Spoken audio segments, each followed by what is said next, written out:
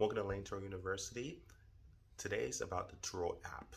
First and foremost, what I would do if I were you watching me, if you're a new Turo host or even experienced Turo host or an inexperienced Turo host if you're new to the platform, start learning the Turo app inside out. Learn it from the host side. So log into Turo on your desktop, on your laptop or computer, and then also log in it on your smartphone or your Android or Apple phone, and learn the mechanics of it.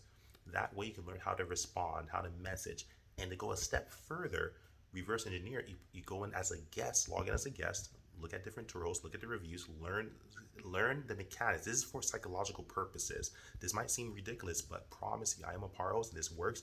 It starts training you to understand how people review and how people look at the Turo app from their eyes. Gives you better perspective on how to market to your Turo guests if you understand how they feel as a Turo guest. And if you want to go even further, book at least a 1 day trip like in your area with a Turo host and use their car and pretend you're a guest and drive the car. And at that point, you will be a guest.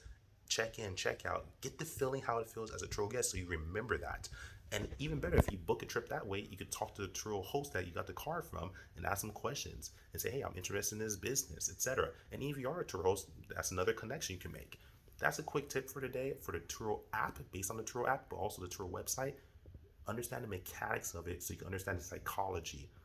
Algorithm follows human character and mentality and human pattern. So if you understand the algorithm for the mechanics, you understand people. Like, subscribe, share, Carl, out.